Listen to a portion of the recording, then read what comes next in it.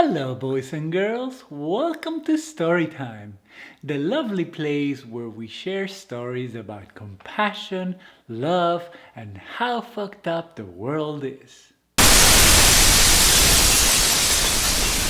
And today's story is called The Little Boy Who Had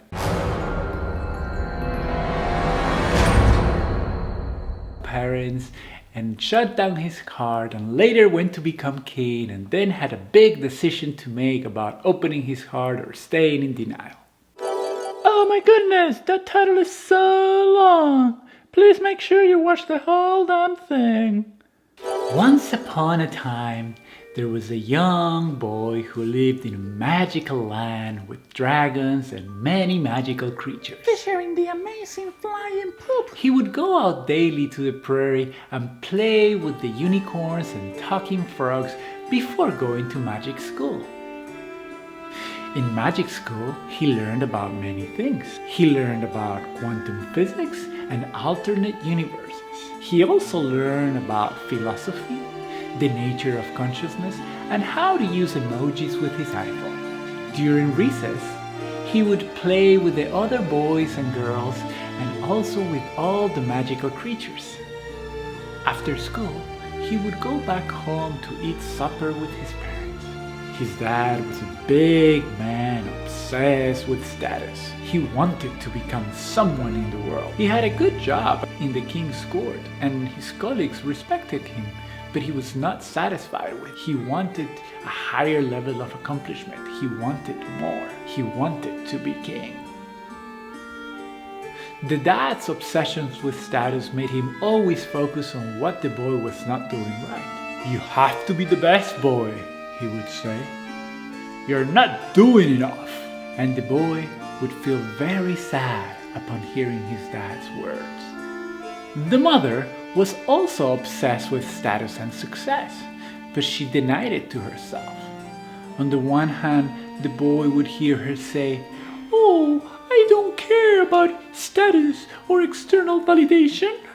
But on the other hand, he would notice that she would obsess about trying to present an image to neighbors and all others around.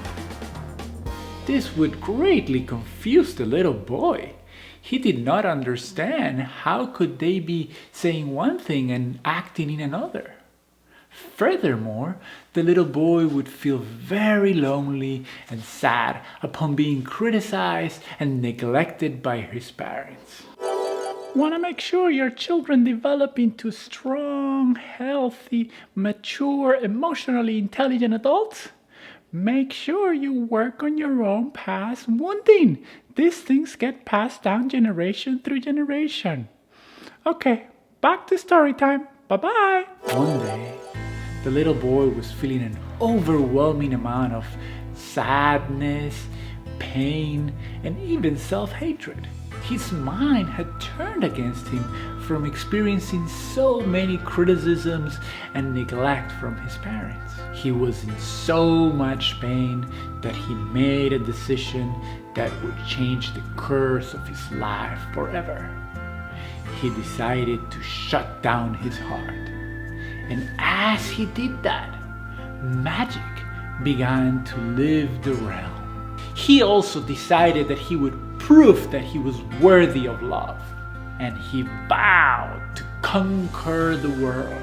And he did. Years later, he had become the king of the realm. As such, he demanded that everyone praise him. In fact, he created a law that allowed citizens to use praises to the Supreme King as a way to deduct some of their taxes. The Supreme King was also 100% intolerant of any criticism. Anyone who attempted to criticize the king would be punished severely by being force-fed rotten bananas. And he would also crush anyone who attempted to give him any feedback that did not reflect his perceived perfection. "Oh, great king," a man of the court said, "villagers are complaining about the food supplies. They are hungry and they are suffering tremendously." The king angrily replied, Are you saying that I am not the most kind and just king of all times? No, my Supreme Eminence, I am not saying that at all. I am sorry that I may have construed that in my statement. Take him to the dungeon and feed him rotten bananas. Everybody feared the Supreme King. One day, while the Supreme King was playing golf at his golf resort, the lands were being smothered by storms. As usual, he was telling himself, I am the best king of them all. I am the most phenomenal, fantastic, amazing human being, the most unique human being that has ever existed. Suddenly, a magical creature appeared. Hello, little boy. The Supreme King angrily responded, Who do you think you are calling me little boy? I am your friend. And the king said, There are no magical creatures in the realm. I have banished them all. You only thought you did, but magic is the most powerful substance in the universe. No one is more powerful than me. I am the Supreme King. Yes, sure, whatever you say. But I have come to you bearing a gift. What kind of gift? At that point, the unicorn approached the Supreme King and gently tapped him in the chest with his horn, subsequently disappearing. Suddenly, the Supreme King began feeling an empty hole in his chest. He had never been aware of this feeling, yet there was something totally familiar about it. It is as if he had always felt this feeling, but he had not been conscious of it his entire life. Or at least after he decided to shut his heart. What the fuck was that? Stupid unicorn! I'll have my guards find him and skin him alive while eating rotten bananas. And he kept playing golf and telling himself how wonderful he was. But he could not ignore the gaping hole in his heart that kept expanding and expanding. What is this? I don't like it. It doesn't feel good. I am going to call my guards and my people to start giving me praises. Hurry up, everybody. Come. Give me praises. I need them now. But his servants and knights had actually died from hunger. There was nobody in the king's court left. So he ran to the village to try to get validation from the commoners. And they too had died of hunger. Everybody had been dead for months now, but he was so caught up in himself that he had not realized it until now. The next obvious thing he tried to do was to go and get some opiates to numb himself. But all the drugs had disappeared from the realm. Not even the Sackler family could get him some opiates. At that point, he began screaming in agony while at the same time remembering all the people he had hurt in his past. His body tightened and contracted, and he began to violently experience convulsions. He screamed and tried to get away from his experience with all that he had, with no avail. At that point, the unicorn appeared again. What have you done to me? I will kill you! I have given you the gift of facing the truth, little boy.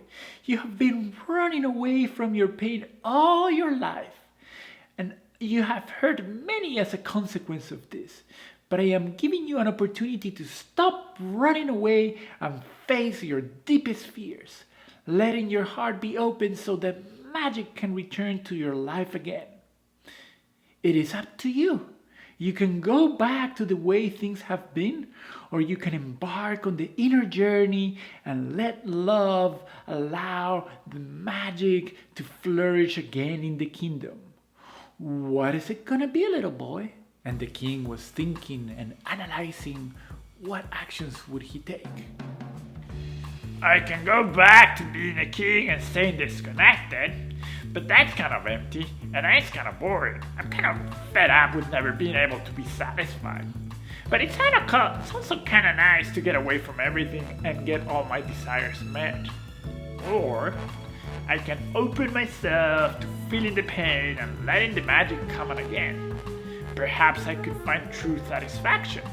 But that is a risk. I may never find it and stay stuck in an endless loop of pain. And as he was thinking and trying to figure out what to do, a light bulb lit up. Boom! And he got it. He knew exactly what he needed to do. Okay, Mr. Unicorn, I have made my decision. What is it gonna be, little boy? I have decided. I will.